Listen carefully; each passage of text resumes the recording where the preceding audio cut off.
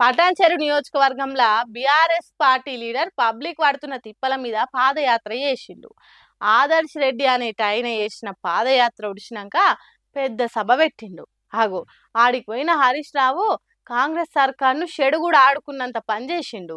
మరి హరీష్ రావు ఏం మాట్లాడిండు, ఎసొంటి పంచులేసిండు అనేది మనం కూడా వినాలి కదా. చలమాల ఏడాది అర్థంలో కుల్లం కుల్ల అయిపోయింది. పాలేందో నీళ్ళేందో తేలిపోయినాయి. 10 ఏళ్ల కేసీఆర్ పాలన ఎట్లుంది, ఏడాది అర్థం రేవంత్ రెడ్డి పాలన ఎట్లా ఉందో ప్రజలకు కుల్లం కుల్ల అర్థమైపోయింది. అన్నం ఉడికిందా లేదా అనేది తెలుసుకోనికి మొత్తం పిసికి చూడని అవసరం లేదు, ఒక్క మెతుకు విసికితే చాలు అన్నట్టు ఈ ఒక్క ఏడాది అర్థంలో తెలిసిందట జనాలకు.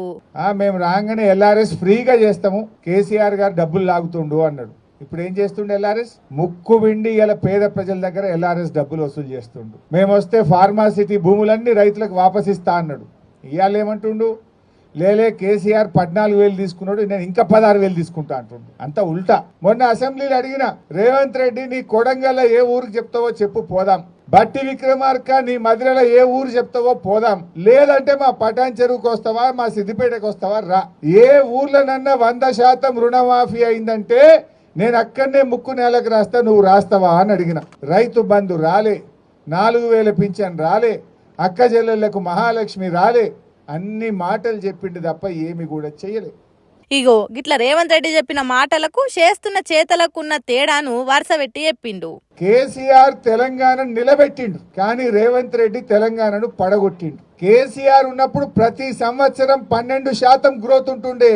రేవంత్ రెడ్డి వచ్చినాక దేశ సగటులో సగానికి సగం పడిపోయింది తెలంగాణ జీఎస్టీ ఆదాయం. కేసీఆర్ చెట్లు పెడితే రేవంత్ రెడ్డి చెట్లు నరుకుతుండు. హైడ్రా పేరిట పేదల బతుకులు కూల్చిండు. హెచ్సియులో అడవులు నరికి ఆ మూగ జీవాల బతుకులను కూడా కూల్చిండు రేవంత్ రెడ్డి. కేసీఆర్ ది సాగు భాష అయితే రేవంత్ రెడ్డిది చావు భాష. ఇట్లా రేవంత్ రెడ్డి పాలనకు కేసీఆర్ పాలనకు తేడా ఏంటిదో ఒక్కొక్కటి పూసగుచ్చినట్టు చెప్పిండు. తర్వాత రేవంత్ రెడ్డికి ఢిల్లీ కాంగ్రెస్ లీడర్లన్న పతారేంటిదో కూడా చెప్పుకొచ్చిండు. ఈయన ధర్నా పెడితే ఈయన పార్టీ నాయకుడు రాహుల్ గాంధీ ఢిల్లీలో ఉండి ధర్నాకు రాలే, అపాయింట్మెంట్ కూడా ఇయ్యలే. ఈయనకు లాస్ట్ కి వాపస్ వచ్చిండు. ఈయన వచ్చినాక తెల్లారి మాత్రం మిగతా పిసిసి అధ్యక్షుడు ఉప ముఖ్యమంత్రిని అందరినీ పిలిచి సోనియా గాంధీ ఫోటోలు దిగింది, రాహుల్ గాంధీ ఫోటోలు దిగింది. హాగో అంత పవర్ఫుల్ పతారున్నది రేవంత్ రెడ్డికి ఢిల్లీలా అన్నట్టు ఎద్దేవా చేసిండు. రేవంత్ రెడ్డి పాలన సగం సగం ఆగమాగం, ఏది చూసినా సగం సగం, అంతా ఆగమాగం. మూసి మూసి అన్నాడు, 3 నెలలు ఉరికిండు, ఎల్లెలకెళ్ళ పడ్డాడు. హైడ్రా హైడ్రా అన్నాడు, 6 నెలలు ఉరికిండు, ఎల్లెలకెళ్ళ పడ్డాడు. ఏదన్నా ఒక్కటన్నా కొనెళ్ళిందా?